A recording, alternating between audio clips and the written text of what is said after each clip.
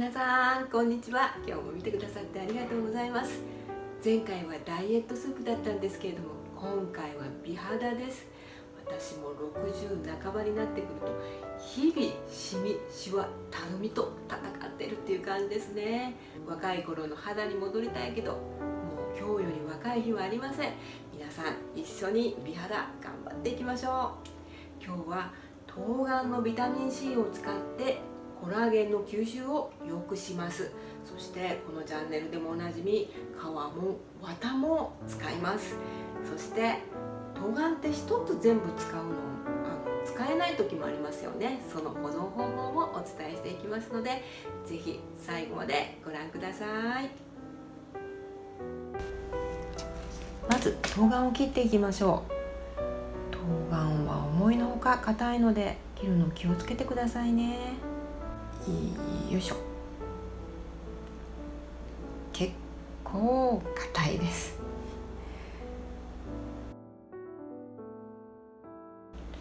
なんか大きさがバラバラになってしまいましたけれども、気にしないでいきましょう。綿を取っていきます。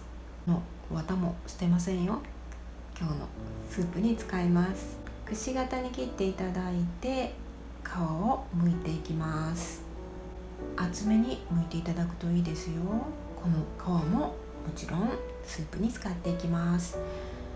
和食ではこういうふうに緑を残してこの色をきれいに煮上げるって仕方があるんですけれども、緑のところ硬いので柔らかく食べたいと思いますので、厚く剥いていただいて大丈夫です。 2,3 ミリ厚さに切っていきます。350から400グラムぐらいですね。冬まで持つということで冬の売りで冬瓜なんですけれども、実際にはそんなには持ちません。持って 2,3 ヶ月だと言われています。で、切ってしまうととても足が早いので、ぜひ冷凍してみてください。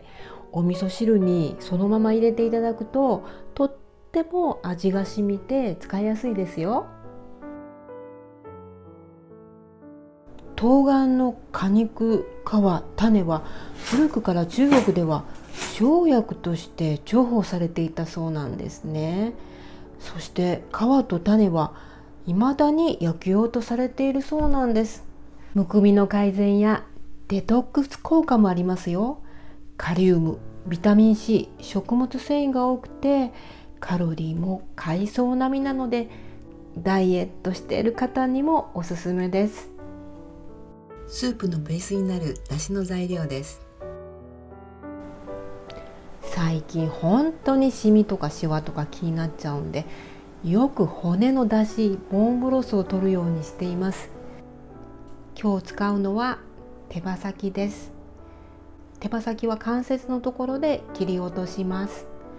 そして骨からエキスが出やすいようにちょっと身のところを開いておきますね。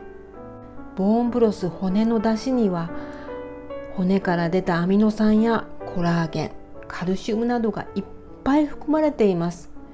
それが肌にとってもいいんですね。鍋に冬瓜の綿と皮、そして手羽先を入れます。生姜の皮も入れると臭みを消してくれます。お水を 750cc から 800cc ぐらい入れてください。そして最後に入れるのは少量のお酢です。お酢を入れることによって骨からのエキスが出やすくなるんですね。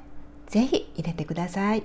で、火をつけて沸騰してから20分ほど弱火で煮ていきましょう。いつもベジブロスを取るときは必ず蓋をしてくださいってお願いしてるんですけれども、このボーンブロスを取るときは蓋をしない方がいいです。というのは臭みも飛んでいきますし、水分が蒸発してエキスが濃くなる方がスープが美味しくなるので、ボーンブロスを取るときは蓋をせずに煮ていきます。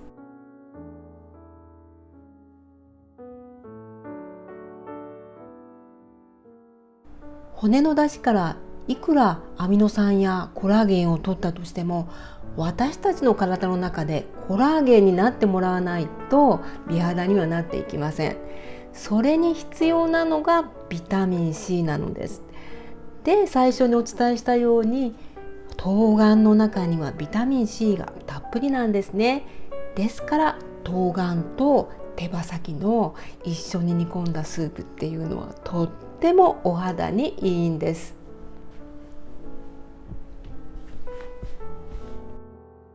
冬瓜のスープの材料です。美肌のことになるとついつい前置きが長くなってきましたけれども、ではスープ作っていきましょう。鍋に冬瓜を入れてスープを注いでいきます。この時入れるスープは3分の1ぐらいにしてください。野菜ってなんか蒸しにする方が本当に野菜が美味しく出来上がるんですね。ネギも入れます。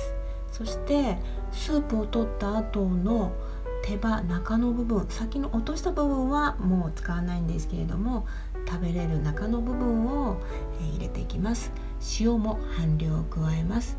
ちょっと塩を加えて全体に混ぜておきますね。蓋をして冬瓜が柔らかくなるまで中火で15分ぐらいですかね、煮ていきましょう。冬瓜が柔らかくなりました。ここでおかずにする手羽中は一旦取り出します。はい、スープを仕上げていきましょう。残りのスープをすべて加えて温めます。これ材料にはなかったんですけど、前回のダイエットスープでもし皆さん切り昆布があったら加えると余計に旨味が出ますよ。加えてください。で、そこに残りのお塩を入れていただいて、お醤油で調味します。水溶き片栗粉を加えて卵で閉じていきます。仕上げにごま油と胡椒を加えていただくと出来上がりです。冬瓜がとろとろのスープです。鶏肉にかける薬味だれの材料です。鶏肉の一皿はタレの材料をすべて混ぜ合わせて上からかけるかつけだれでもいいです。そしてスパイシーなのが好きな方はぜひ豆板醤を加えてみてください。このお料理は冷たくてもあったかいままでもいいですよ。最後までご覧いただきありがとうございます。少しでもお役に立てたなら嬉しいです。いいなと思ったらチャンネル登録、高評価もよろしくお願いいたします。コメントもお待ちしております。ではまた次回の動画でお会いいたしましょう。